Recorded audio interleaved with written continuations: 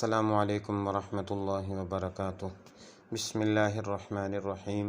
حضرت مولانا عبدالرحمن جامی رحمہ اللہ علیہ ایک نعت لکھنے کے بعد جب حج کے لیے تشریف لے گئے تو ان کا ارادہ یہ تھا کہ روضہ اقدس کے پاس کھڑے ہو کر اس نعت کو پڑھیں گے۔ چنانچہ حج بیت اللہ شریف کے لیے تشریف لے گئے۔ جب حج بیت اللہ سے فارغ ہو کر مدینہ منورہ کی حاضری کا ارادہ کیا تو اسی رات امیر مکہ کو خواب میں نبی کریم صلی اللہ علیہ وسلم کی زیارت نصیب ہوئی اور امیر مکہ کو آپ صلی اللہ علیہ وسلم نے ارشاد فرمایا کہ اس شخص جامی رحمہ اللہ علیہ کو مدینہ طیبہ کی جانب نہ آنے دینا۔ حکم سن کر امیر مکہ نے اعلان کروا دیا کہ مولانا جامی رحمہ اللہ علیہ کی مدینہ میں داخلے پر پابندی لگا دی جائے۔ مولانا جامی رحمہ اللہ علیہ بڑے پائے کے عاشق رسول صلی اللہ علیہ وسلم تھے۔ ان کے دل پر عشق نبی اکرم صلی اللہ علیہ وسلم اس قدر غالب تھا کہ چھپ کر مدینہ طیبہ کی جانب چل پڑے۔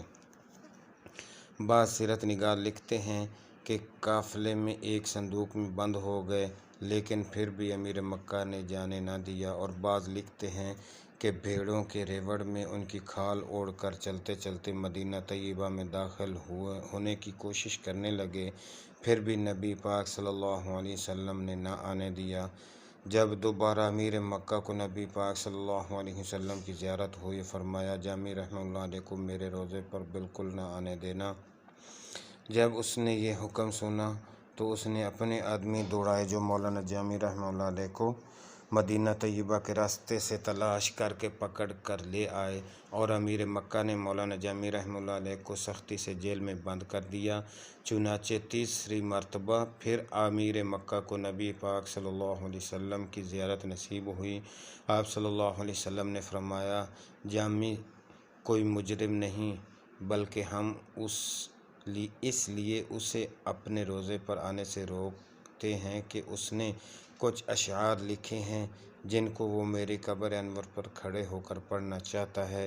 اگر یہ مدینہ طیبہ پہنچ گیا اور میری قبر انور پر حاضر ہو کر اس نے یہ اشعار پڑھ لیے تو مجھے قبر انور سے باہر نکل کر جامی رحمہ اللہ سے مصافحہ کرنا پڑے گا، لہٰذا اسے ہر حال میں روکو۔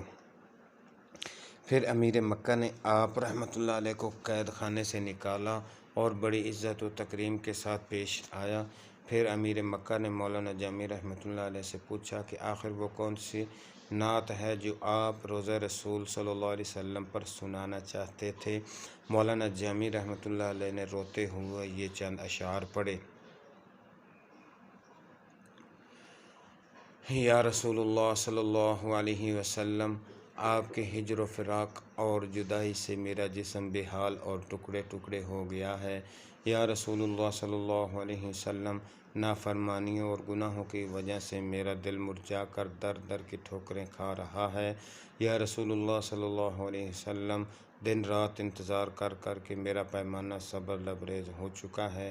آقا صلی اللہ علیہ وسلم، کرب نوازی فرمائیے، میری تنہائی میں تشریف لائیے اور میرے قلب و روح کو تازگی عطا فرمائیے۔